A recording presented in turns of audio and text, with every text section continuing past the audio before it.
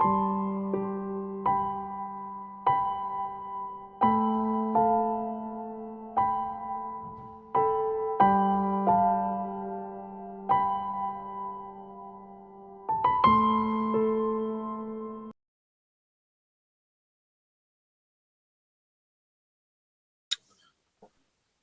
वालेकुम शुजा भाई, कैसे हैं? वालेकुम अस्सलाम। अल्लाह का शुक्र है सर। आज फिर आपको तकलीफ आपको भी दी। बहुत मोहब्बत आपकी, बहुत इज्जत अफजाई आपकी। आज का शुजा भाई टॉपिक जो हमने ये सिलेक्ट किया है कि पाकिस्तान के अंदर जी बच्चे जो ग्रेजुएट हो जाते हैं या अंडर ग्रेजुएट होते हैं या कुछ डिप्लोमास कर रहे होते हैं, जैसे अपना जी ये डीएई फॉर्म के अंदर भी होता है, डिप्लोमा ऑफ जी एसोसिएट इंजीनियरिंग। जी ये बच्चे अच्छा इस वक्त जो है मुख्तलिफ मार्केट्स के अंदर जॉब्स भी जो है वो ओपन हो रही हैं, जैसे जापान में हो रही है। पिछले पिछले प्रोग्राम में आपने बताया था। आज जो है वो मैंने एडवर्टाइजमेंट देखी ओवरसीज एम्प्लॉयमेंट कॉर्पोरेशन की तरफ से कि कोरिया के अंदर भी जॉब्स जो है ओपन हो रही हैं। इसी तरह जी कनाडा, अमेरिका और ये ऑस्ट्रेलिया के अंदर भी जो है ये बहुत जबरदस्त मार्केट्स हैं, लेबर मार्केट्स। जी यहाँ पे भी जॉब्स जो है वो ओपन होती हैं। पाकिस्तान का अलमिया ये रहा है कि यहाँ से हमने हमेशा भेजी है बड़ी ही लो क्लास लेबर, वो भी हमने टारगेट रखा है बदकिस्मती से मिडिल ईस्ट। बहुत ज्यादा तीर मारा, सऊदीया चलेगा और दुबई चलेगा, कहीं चलेगा। और जो बचपन में हम जो एडवर्टाइजमेंट देखते थे शुजा भाई कि प्लम्बर की जरूरत है, राज मिस्त्री की जरूरत है, ये इस तरह की लेबर पाकिस्तान अनफॉर्चुनेटली अब तक जो वहां पे भेजता रहा है, और उससे ही जो है हमारा रेवेन्यू बहुत जबरदस्त आता रहा है, इसमें कोई शक नहीं है। लेकिन आपके साथ ही इंडिया है। इंडिया जो है वो एक बहुत ही स्किल्ड लेबर, इंजीनियर्स, वेल्डर्स अगर हैं तो वो बहुत ही हाईली सर्टिफाइड। मिसाल के तौर पे अगर आप ऑस्ट्रेलिया जाना चाहते हैं तो ऑस्ट्रेलिया के अपने स्टैंडर्ड्स हैं, ठीक। जी डेफिनेटली जब आप ऑस्ट्रेलिया के लिए अप्लाई करते हैं तो फिर आप साथ साथ अपनी स्किल को बफ अप और सर्टिफिकेशन लेने के साथ साथ आप आइल्स भी करते हैं, जो इंग्लिश लैंग्वेज जी जो एक वर्ड। इसी तरह जापान जाने के लिए आपको जो है जापान की जो रिक्वायरमेंट्स है उनको कंप्लाई करना पड़ता है। जैसे उसके अंदर एक बहुत बड़ी जो जो एक शर्त है वो है लैंग्वेज की, जापानीज लैंग्वेज की बेर मिनिमम जो आपको आनी चाहिए, जो उनके स्टैंडर्ड है। इसी तरह कोरिया का जो है वो जहां तक मुझे याद पड़ रहा है वो लेवल 4 लेते हैं कोरियन लैंग्वेज का। तो कोरियन लैंग्वेज भी जो है वो जरूरी है, ठीक। अब यहाँ पे आपका जो जापान हाउस है वो ये तमाम लैंग्वेज प्रोवाइड कर रहा है अल्हम्दुलिल्लाह, प्रोफेशनल बेसिस के ऊपर बहुत आला काम हो रहा है। तो लोग जो है वो इंशाल्लाह कांटेक्ट भी करेंगे आपसे लैंग्वेज सीखने के लिए, क्योंकि एक सर्टिफाइड इदारा है और सर्टिफाइड इदारे से हर चीज जो है वो मजबूत होती है। जापान एम्बेसी भी आपके साथ काम करती है अल्हम्दुलिल्लाह, हमें पता है। तो मेरा आज का सवाल जो वो ये है शुजा भाई कि कैरियर ये और से ये सब जो कुछ हो रहा है, जो हमारे यहाँ जो स्किल्ड लेबर जो बाहर नहीं जा पा रही है, स्किल्ड लेबर मीनिंग के हाईली स्किल्ड लेबर, उसकी वजह जो हमें समझ में आती है, जो मुझ जैसे आदमी को समझ में आती है, वो ये आती है कि ऐसे इदारे नहीं है, ठीक। लेकिन आपसे मैं ये कोशिश आपसे सवाल करूंगा कि आप इस पे जरा रोशनी डालें कि कैरियर काउंसलिंग असल में कितनी अहम होती है और उसके ना होने के नुकसान क्या क्या हैं। जी देखिए, इर्जा जो आपने सवाल किया है वो हमारा कौमी अलमिया है कि हमारे यहाँ जो प्रोफेशंस हैं उनको बड़ा छोटा और बड़ा समझा जाता है, बड़ा कैटेगराइज कर दिया गया है कि ये प्लम्बर है यार, ये तो प्लम्बर है यार, ये तो मतलब बहुत ही कोई नीच आदमी, ओ वो तो बड़ा ही है यार, वो बड़ा ही, वो चल भाई ये कर दे तू। उससे जब हम कहते हैं बड़ा ही है तो हम उससे बात करने का अंदाज ही जो है वो हमारा चेंज हो जाता है। हम उससे कहते हैं हाँ भाई तू तू तड़ा से हम उससे बात करते हैं। तो हमने ये जहन में बिठाया हुआ है कि ये प्रोफेशन जो है ये लो कैटेगरी के प्रोफेशन है और ये हाई कैटेगरी के प्रोफेशन है। अच्छा, आप माशाल्लाह खुद डेवलप कंट्रीज में रह चुके हैं और मुस्तकिल रह भी रहे हैं आप कई साल से, तो आपको पता है कि एक प्लम्बर जो है उसकी कितनी जो है वहां पर अहमियत है, कोरिया में, जापान में, ऑस्ट्रेलिया में, अमेरिका में, कनाडा में। तो एक प्लम्बर कितना कमाता है, एक वेल्डर कितना कमाता है, एक कारपेंटर तो बाकायदा इंजीनियर समझा जाता है, कारपेंटर का तो बाकायदा डिप्लोमा होता है अमेरिका में। कारपेंटर में जो है वो टेबल से लेके पूरा घर बनाना भी जो है कारपेंटर की जिम्मेदारी में आता है। तो कारपेंटर तो बाकायदा इंजीनियर होता है, बाकायदा 2 साल का डिप्लोमा होता है उसका। अच्छा, हमारे यहाँ जो है ये प्रोफेशन जो है इनका कोई कहीं से सर्टिफिकेशन नहीं है, ना कहीं बाकायदा कोई इंस्टीट्यूट है सिखाने वाला। हमारे यहाँ जो कारपेंटर कैसे बन जाता है, वो अपने बाप के साथ लग गया तो वो कारपेंटर बन गया। मैं सर्वेयर कैसे बन गया, हमारे यहाँ कोई सर्वे का इदारा नहीं है। मेरे अब्बा सर्वे ऑफ इंडिया में होते थे, फिर सर्वे ऑफ पाकिस्तान में आए, तो बचपन से उनके उनके साथ मैं लगा रहा, तो मैं सर्वे का काम सीख गया, वरना हमारे यहाँ कोई इंस्टीट्यूशन सर्वे का भी नहीं। क्या नाम है, इंग्लैंड में बाकायदा बैचलर्स इन सर्वेइंग होता है, बैचलर्स ऑफ सर्वे होता है, तो सर्वे इंजीनियर होता है। अच्छा, तमाम ममालिक में एक छोटा सा भी आपने इवन आपने बाल काटना है, बार्बर भी हैं आप, तो जापान में बार्बर के लिए भी आपको सर्टिफिकेशन होना चाहिए। आपके पास सर्टिफिकेट है, आपकी शॉप में बार्बर का सर्टिफिकेट लगा हुआ है, तो आप कर सकते हैं, वरना नहीं कर सकते। हमारे यहाँ प्रॉब्लम ये है कि ये पेशे जो हैं ये समझे जाते हैं उन लोगों के जो निकम्मे हो, जो पढ़ाई लिखाई ना कर सकता। तो हमारे यहाँ जो बंदा बेचारा पढ़ाई लिखाई नहीं कर पाता, वो जनाब वो या तो जनाब वो कारपेंटर बन जाता है, बढ़ई बन जाता है, प्लम्बर बन जाता है। ये सारे प्रोफेशन जो है वो अनएजुकेटेड लोगों के प्रोफेशन कहलाते। हमारे ही मुकाबले में इंडिया जो है वो वहां पर एजुकेशन रेट हमसे बहुत ज्यादा हाई है। वहाँ जो रिक्शा चला रहा है वो भी कोई मास्टर्स किया हुआ है इंग्लिश में, कोई जो है सब्जी बेच रहा है उसने भी बैचलर्स किया हुआ है, मतलब सब जो है वहां पे पढ़े लिखे लोग। अच्छा, दुनिया अब बड़ी तेजी से जो है वो चेंज हो रही है, और आपको पता है कि दुनिया ग्लोबल विलेज बन गई है। अब ग्लोबल विलेज में जिस चीज को जहां से जरूरत पड़ रही है वहां से वो चीज वो उठा लेता है, और वो देख लेता है कहाँ से अच्छी चीज मिल रही है। अब डेवलप कंट्रीज में लोगों के पास टाइम नहीं है फैमिली लाइफ गुजारने का। सही कह। तो जितने भी जापान इस वक्त नंबर 1 है जहां पर मैन पावर या यूं कह लें यूथ शॉर्टेज है, यूथ की शॉर्टेज है। तो सिर्फ जापान में नहीं, कोरिया, ऑस्ट्रेलिया, अमेरिका, पूरा जितने भी डेवलप कंट्रीज जो डेवलप लोग हो गए उनके पास अब बच्चे पैदा करने का टाइम नहीं। अच्छा, जापान गाड़ी बना रहा है, और अमेरिका कुछ और बना रहा है, असलहा बना रहा है, ऑस्ट्रेलिया कुछ और बना रहा है। हर मुल्क जो है वो इतना मसरूफ है काम करने में कि उनके पास फैमिली लाइफ नहीं है, बच्चे बनाने का टाइम। अच्छा, बच्चे कहाँ बन रहे हैं? पाकिस्तान में बन रहे हैं, इंडिया में बन रहे हैं, श्रीलंका में बन रहे हैं। हमारे पास 60% जो है ना वो यूथ है। तो हमारे लिए पॉजिटिव वो भी है कि हमारे पास 60% जो है वो यूथ है। तो हम उस यूथ को यूटिलाइज क्यों नहीं कर पा रहे कि हमारे पास एजुकेटेड यूथ नहीं। वो जब तक दुबई में या उसमें जो है मिडिल ईस्ट में हमारा काम चल जाता था राज मिस्त्री का, जब तक तो हम काम कर रहे थे।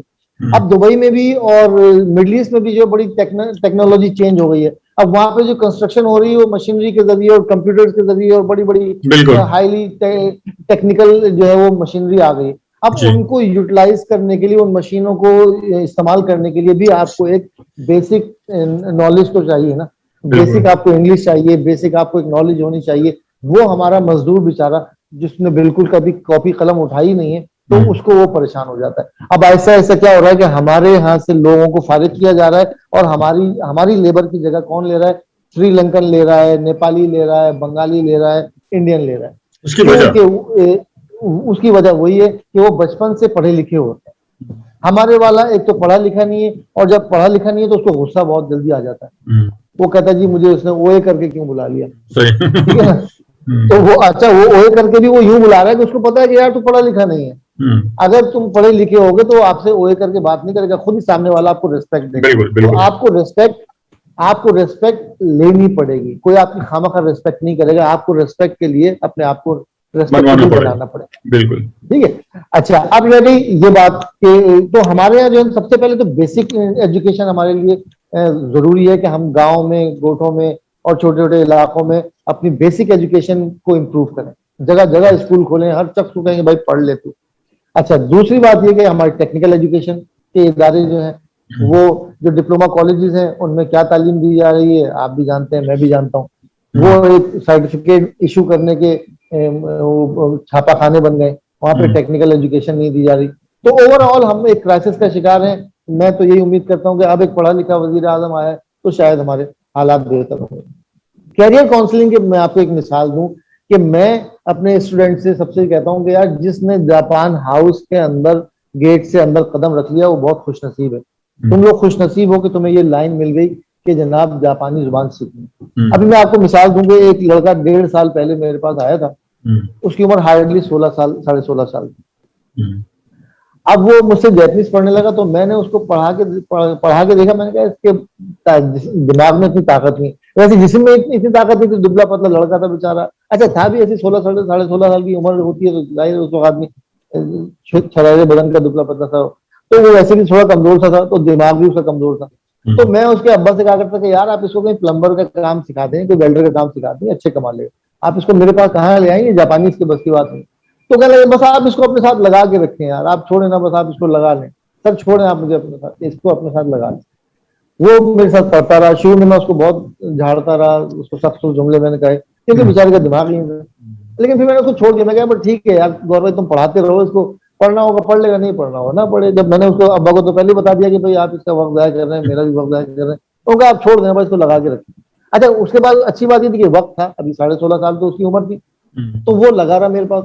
अब 1.5 पौने 2 साल बाद इतना तैयार हो गया वो, शुरू में तो बहुत उसने बेचारी झड़के खाई, उसके बाद वो इतना तैयार हो गया था कि मेरे पास, मैंने उसको अपना हेल्पर के तौर पे लगा लिया था कि स्टूडेंट जब ज्यादा हो जाते हैं तो उसको अपने साथ लगा लेता हूँ, वो पढ़ाता है स्टूडेंट को, थोड़ा सा सपोर्ट कर देता है। फिर एक कंपनी में जॉब निकली, अब पता चला कि जनाब जापान में तो बहुत जॉब्स निकली हुई हैं, बहुत जापानी कंपनी को तो बहुत इंटरप्रेटर चाहिए। तो इत्तेफाक से एक जापानी कंपनी ने मुझे फोन किया कि सर हमें एक बंदा चाहिए जो ऑक्शन शीट पढ़ ले, जापान में जो है वो गाड़ियां सेल होती है ऑक्शन में, तो उसकी पहले से एक ऑप्शन शीट आती है, उसमें गाड़ी की सारी खराबियां और जो भी उसका डाटा होता है वो सारा लिखा होता है, वो पढ़ने के लिए जापानीज आना चाहिए।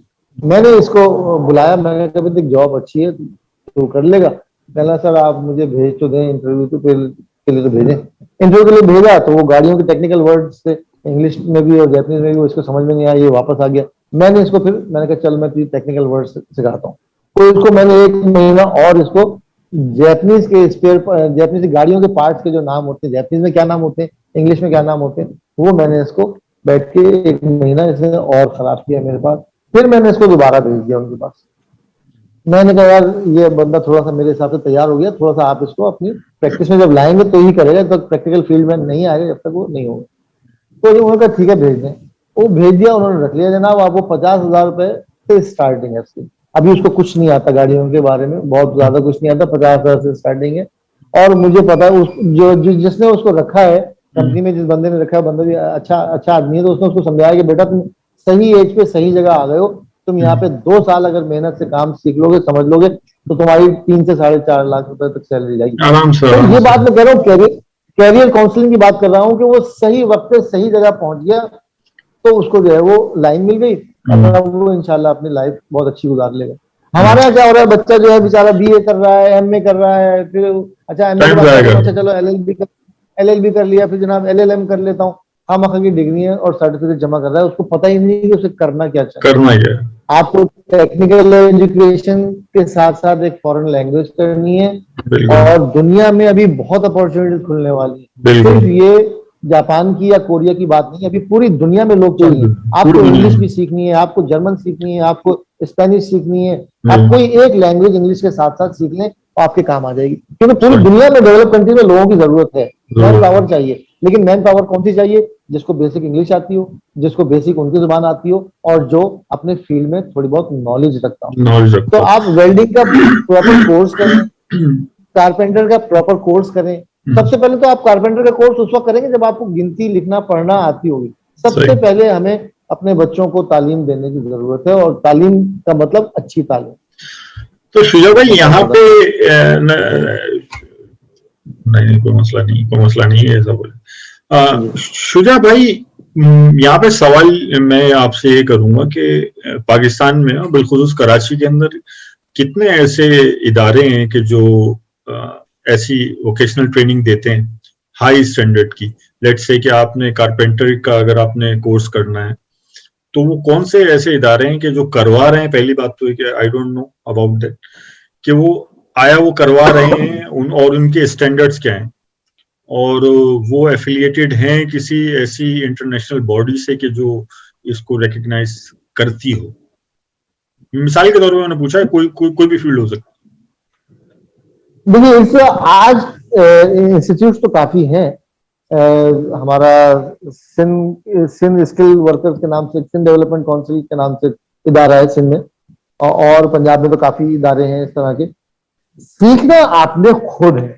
देखिए आज आप एक सुई से लेकर के एटम बम तक घर बैठे सीख सकते हैं। बिल्कुल, इसमें तो कोई शक नहीं। आपको काम सीखने का शौक हो। कारपेंटर का काम आपको कॉलेज नहीं सिखाएगा। आप बीएई में चले जाते, डिप्लोमा कॉलेज खुले हुए हैं, मुझे मालूम है कि बहुत ज्यादा अच्छा वो नहीं सिखाते, लेकिन जिसको शौक होता है वो अपना रास्ता खुद निकाल लेता है। बना When there is लेते a will, there is a way। ठीक है, आपको कोरियन सीखने का शौक था, किसी ने आपको क्या, आपने क्या कोरियन लैंग्वेज के स्कूल में दाखिला लिया? आपने क्या, किसी ने आपको पकड़ के कोरियन लैंग्वेज सिखाने के लिए मजबूर किया? आपको शौक था। आप जहां जब शौक होता है तो खुद ब खुद रास्ते निकल आते हैं। बिल्कुल। आपको, यानी मैं अपनी यूथ की बात कर रहा हूँ कि हमारी यूथ को कोई ना कोई स्किल सीखना पड़ेगा, और वो स्किल सीखना अब कुछ भी मुश्किल नहीं रहा।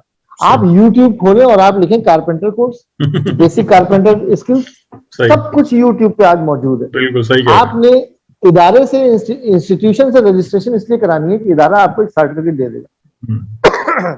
दोनों चीजों की अहमियत है, हुनर की भी और हुनर के साथ साथ सर्टिफिकेट की भी। हुनर आपको शौक होगा, आपको खुद ब खुद हुनर सीखने के लिए 10,000 रास्ते मिल जाएंगे।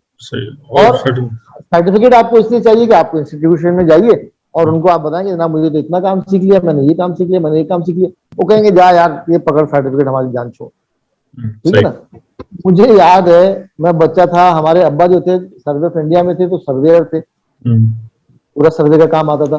तो उन्हें किसी ने क्या, हमारे खालाजाद भाई जो थे वो पॉलिटेक्निक, कराची पॉलिटेक्निक में वो प्रिंसिपल थे या शायद टीचर थे, नहीं टीचर थे, प्रिंसिपल नहीं थे, टीचर थे। तो उन्होंने मशवरा दिया कि खालू जी आपको सर्वे का इतना अच्छा काम आता है, आप डिप्लोमा सर्टिफिकेट पकड़ लें। मैं बात कर रहा हूँ 76-77 की। तो उनका, खालू जी आप जाके डिप्लोमा वहाँ पॉलिटेक्निक कॉलेज में मैं आपको दाखिला दिलवा लेता हूँ, वो 3 साल तक आपने जाके बस वहाँ पे शक्ल दिखानी है, हफ्ते में 1-2 दिन चले जाइए कीजिएगा, और क्या नाम है, आप सर्टिफिकेट वहां से मिल जाएगा आपको, तो आप एक सर्टिफिकेट आपके पास हो जाएगा, तो आप सर्टिफाइड सर्वेयर हो जाएंगे। तो अब्बा ने कहा ठीक है चले जाते हैं। वो अब्बा गए, वो 1-2 दिन तो गए, वो हफ्ते भर के बाद माहौल ये हो गया कि वो टीचर जो था उसको बेचारे को आता नहीं था सर्वे का काम, तो जो सर्वे सीखने वाले स्टूडेंट थे वो हमारे अब्बा के साथ लग जाते थे।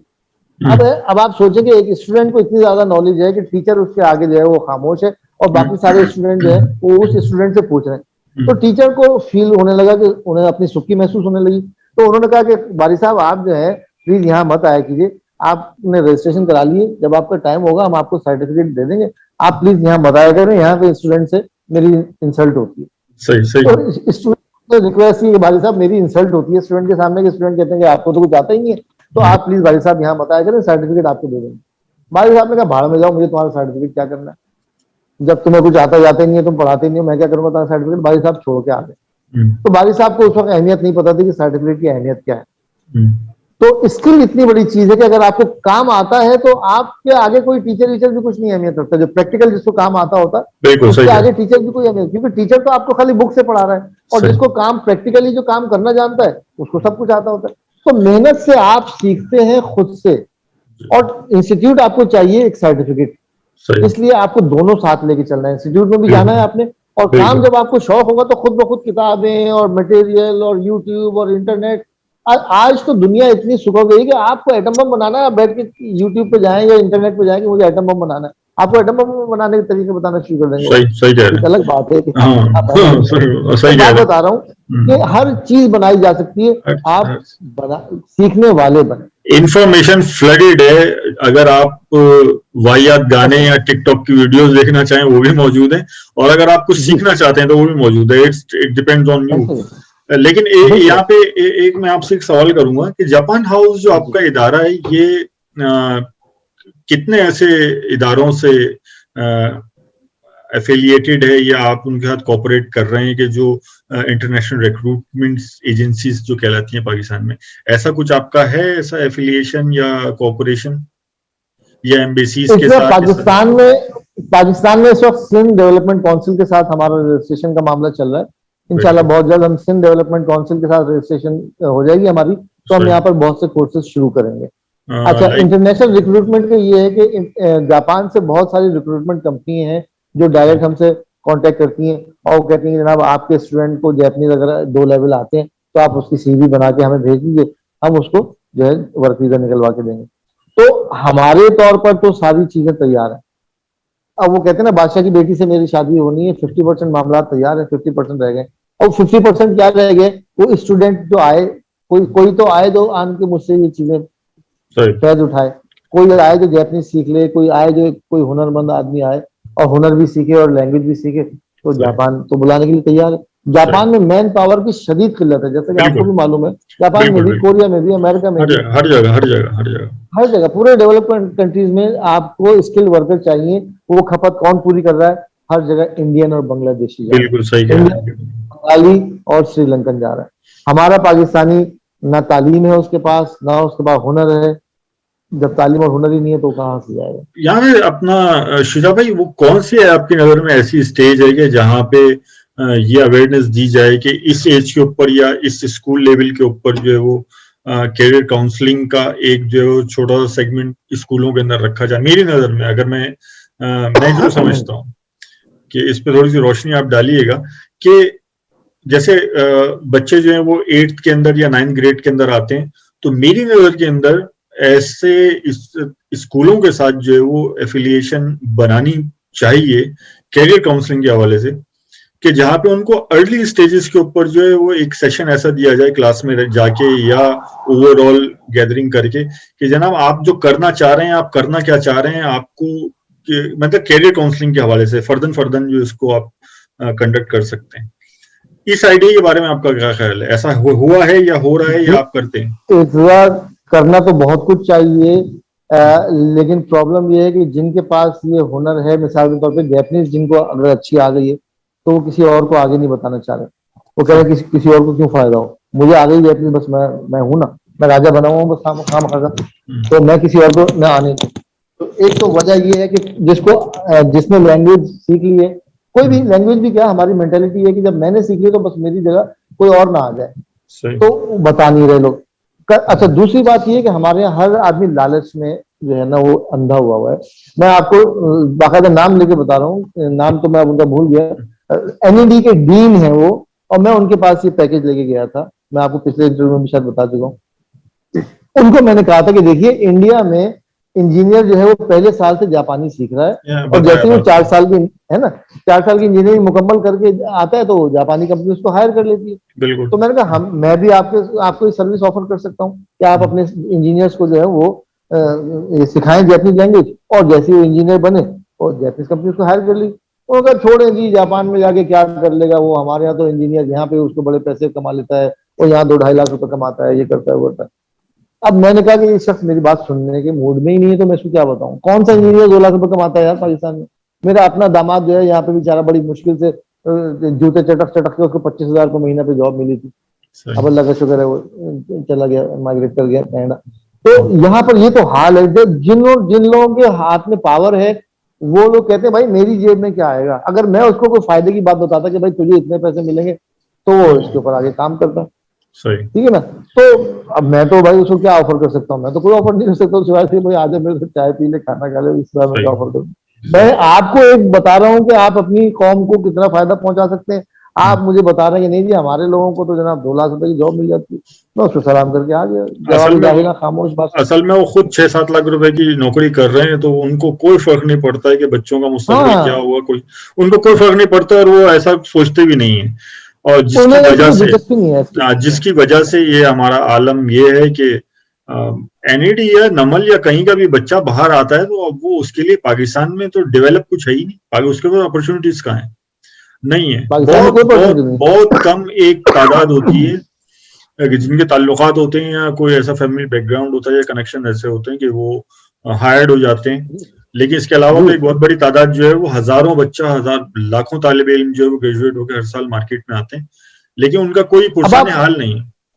अब आप उस स्टूडेंट की फ्रस्ट्रेशन का अंदाजा करें कि जिसने इंटर में टॉप मार्क्स लिए, तो उसको जनाब एनईडी में एडमिशन मिला। एनईडी में 4 साल उसने लग के मेहनत की, उसने कहा जनाब मैं तो इंजीनियर बन जाऊंगा, मैं तो क्या जनाब तीर मारूंगा। वो इंजीनियरिंग की डिग्री लेके जनाब बड़ी खुशी खुशी माँ के पास गया, माँ मैं पास हो गया। माँ ने कहा तू मेरे पास तो हो गया, अब तू कुछ कमा के तो ला। अब जब वो मार्केट में जाता है तो उसको पता चलता है तो 20,000 रुपये 25,000 रुपये की उसको सैलरी मिल रही है।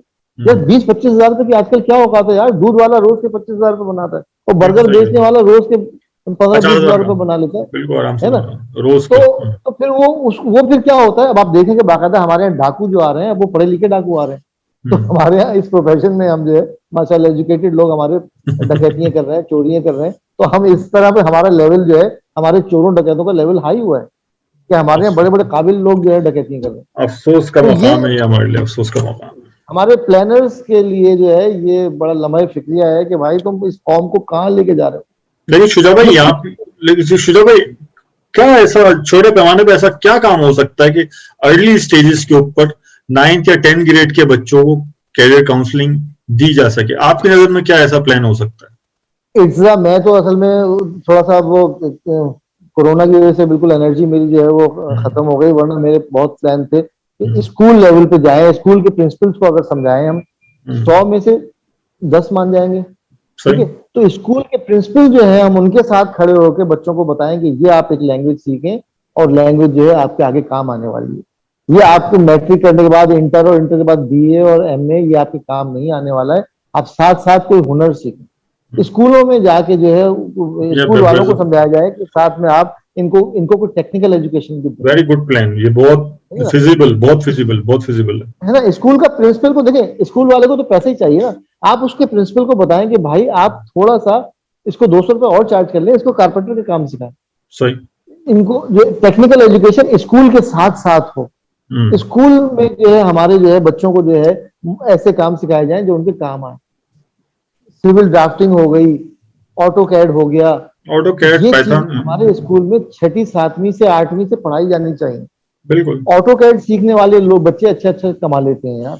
बिल्कुल। ये ऑटो कैड का एक टीचर रख लीजिए आप, बच्चों को एक्स्ट्रा 100 रुपए कह दें भाई तुम्हारी फीस में जो है 100 रुपए हम इजाफा कर रहे हैं, तुमने ऑटो कैड भी सीखना है।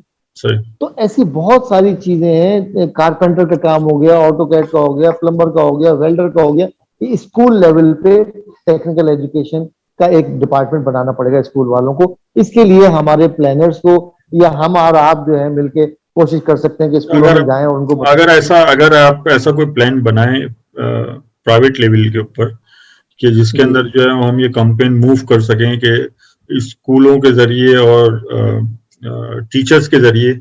असल में तो प्रॉब्लम ये है कि अगर आप टीचर्स को मोटिवेट कर दें, प्रिंसिपल को मोटिवेट कर लें तो बहुत अच्छा काम हो सकता है। इसके साथ साथ अगर आप वालिदैन को भी मोटिवेट कर सके, तो मुझे कोई आइडिया नहीं है इस बारे में कि हम ये 8th 9th 10th ग्रेड के जो बच्चे होते हैं इनके वालिदैन को किस तरह हम मिल सकें और मोटिवेट कर सकें, क्योंकि कोई एक्सेस नहीं है, कोई ऐसा कोई प्लेटफॉर्म, कोई ऐसा कोई सिस्टम ही नहीं है कि हम उनको एक्सेस ले सकें।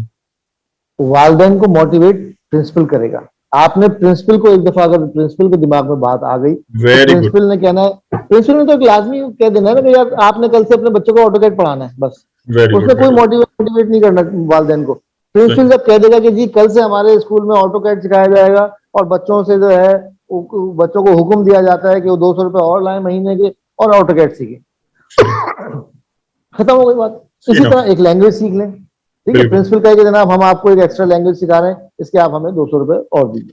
बहुत अच्छा आइडिया है।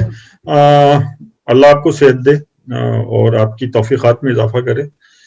इंशाल्लाह इसको प्लान आउट करते हैं, मैं आपके साथ हूँ और जितने भी मेरे रिसोर्सेज और जितने भी मेरे कनेक्शन है आई विल यूटिलाइज कि अर्ली स्टेज के ऊपर जो है कैरियर काउंसलिंग दी जाए और वहां से जो बच्चों को मोटिवेट किया जाए कि भाई आपने कोई एक लैंग्वेज सीखनी है, आइदर वो इंग्लिश हो, जापानीज हो, कोरियन हो, डजंट मैटर, आपने एक एक्स्ट्रा लैंग्वेज जरूर सीखनी है और एक एक्स्ट्रा जो आपने कंप्यूटर प्रोग्राम लाजमी सीखना है।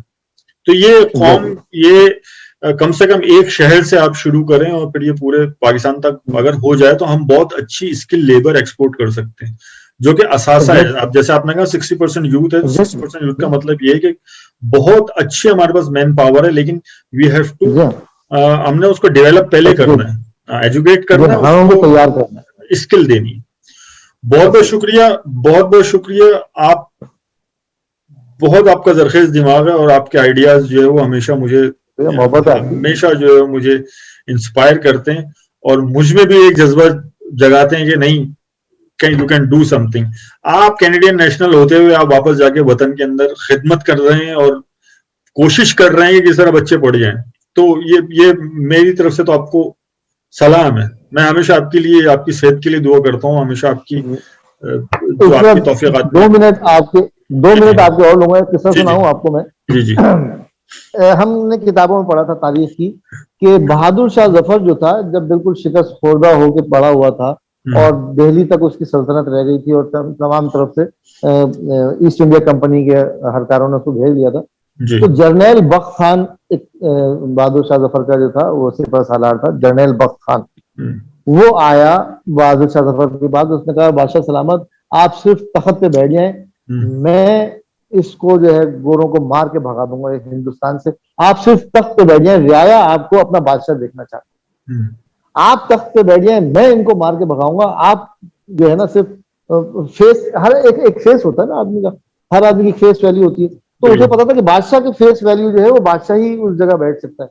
तो उसने कहा बादशाह सलामत आप सिर्फ तख्त पे बैठे, मैं इसको मार के भगाऊंगा गोरों को, आप सिर्फ तख्त पे बैठ जाए, फिर देखें मैं क्या करता हूं। बहादुर शाह जफर ने उसके जवाब में कहा कि यार तुम तो मुझे मेरे नाना के मकबरे पे छोड़ दो मुझे। तो जनरल बख्त खान जो है उसकी बात सुन के जो है वो बेजार हो गया और सर पटकता हुआ चला गया, पैर पटकता हुआ। और उसके बाद तारीख कहती है कि जनरल बख्त खान जो है वो पहाड़ों में जंगलात में कहीं चला गया और तारीख में उसके कोई पता सिरा नहीं मिलता कि उसके बाद वो कहाँ गया, वो इंडिया छोड़ के जंगलात में गायब हो गया। बहादुर शाह जफर की हिस्ट्री हमें उसके बाद पता है कि क्या हुआ उनके साथ, उनके बेटों के सर काट काट के उनके सामने पेश किए गए और उनको रंगून में जिला वतन किया गया, उनके साथ जो जो कुछ सलूक हुआ। तो मेरी कैफियत जब मैं आया था तो ये कैफियत थी कि जनाब मैं जनरल बख्त खान वाला मेरा जो था ना वो था कि मैं इस कौम को बदल दूंगा, मैं यूं कर दूंगा वो कर दूंगा। अब जो है ना मेरा एनर्जी लेवल अब मैं सोचता हूँ कि मैं बहादुर शाह जफर की तरह से सोच रहा हूँ। नहीं हिम्मत ना हारें। सिर्फ यहाँ पे जो कमी हमें है वो इस वक्त ये है कि लोग जो है वो एक्स्ट्रा माइल नहीं जाना चाहते अपनी अगली नस्ल के लिए। वो ये समझते हैं बस मेरा बच्चा बस पढ़ जाए इंजीनियर बन जाए, उसको ये नहीं पता कि इंजीनियर या डॉक्टर बनने के बाद भी मार्केट ही नहीं है कि जहां वो खपेगा। अब मार्केट स्किल वर्कर की है यार। आप एक ऑटोकैड जानने वाला बच्चा जो है वो मार्केट में बैठा हुआ है। मैं देख रहा हूँ कि 18 साल के 19 साल के लड़के जिन्होंने ऑटोकैड पे अपना दस्तरस हासिल कर लिए वो बैठते हैं, हाँ जी आइए आपके घर का नक्शा बना देते हैं। अब आदमी आर्किटेक्ट के पास और सिविल इंजीनियर के पास नहीं जा रहा, वो ऑटोकैड ऑपरेटर के पास जा रहा है और वो उसको जनाब नक्शा बना के दिखा देता है, देखिए ये आपका घर ऐसा चाहिए, ये वाला घर ले लीजिए, ये वाला घर ले। घर की डिजाइनिंग जो है वो आपको एक 18-20 साल का बच्चा बना के करके दे रहा है और बहुत कमा रहा है वो रोज के। सही कह रहे हैं, रोज के 20-25 हजार 50-50 हजार रुपए रोज के कमा रहा है वो। असल में तो स्किल है। सही कह रहे हैं, सही फरमाया आपने। बहुत शुक्रिया, हम दोबारा इसको टेकअप करेंगे इंशाल्लाह जल्दी, और इसी तरह जो है वो हम ये कंपेन अपनी जारी रखेंगे उस वक्त तक जब तक पूरा पाकिस्तान ये समझ नहीं जाता है कि स्किल्स के साथ साथ लैंग्वेज इस वक्त बहुत जरूरी है। वो बच्चे जो इस वक्त अर्ली स्टेजेस के ऊपर हैं, 9-10 मैट्रिक या FSC के अंदर हैं या इवन ग्रेजुएशन यूनिवर्सिटीज के अंदर अपनी ग्रेजुएशन कंप्लीट कर रहे हैं या उस प्रोसेस के अंदर हैं, कि स्किल आपको जो है वो लाजमी चाहिए। बगैर स्किल के, एक्स्ट्रा स्किल के अब आपके पास मार्केट नहीं है पाकिस्तान में जी, और मार्केट से बाहर हो जाएंगे। और जिन चीजों की डिमांड है उस पे हम फर्दन जो है वो डिस्कस करते रहेंगे। I will pile up like Australia, Canada, Korea, Japan, ये हम सब मिलके उन फील्ड्स के ऊपर आहिस्ता आहिस्ता गुफ्तगू करेंगे जिनकी डिमांड है और जिनके ऊपर आज आप काम करेंगे तो नेक्स्ट 4-5 ईयर्स जो है वो आपको बहुत अच्छा आपका फ्यूचर हो जाए, जो आपके नेक्स्ट 30-40 ईयर्स बिल्कुल स्ट्रेट कर दे। बहुत शुक्रिया और बहुत शुक्रिया कि आपने अपनी बिजी लाइफ के अंदर से हमें फिर दोबारा टाइम दिया, और अल्लाह आपकी तौफीकात में इजाफा रखे और इंशाल्लाह फिर आपको तकलीफ देंगे। तब तक के लिए सलामुन अलैकुम।